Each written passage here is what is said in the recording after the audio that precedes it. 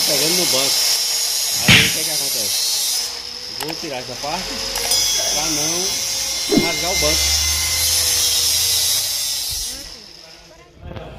É isso aí, mano.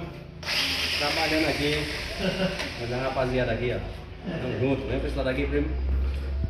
Fazendo um trabalhozinho aqui.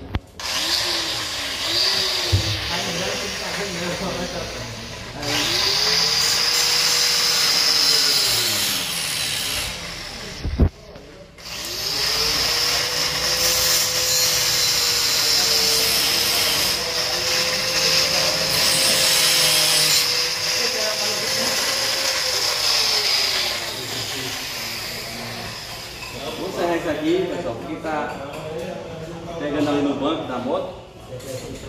Aí para não danificar, eu vou encerrar essa parte aqui.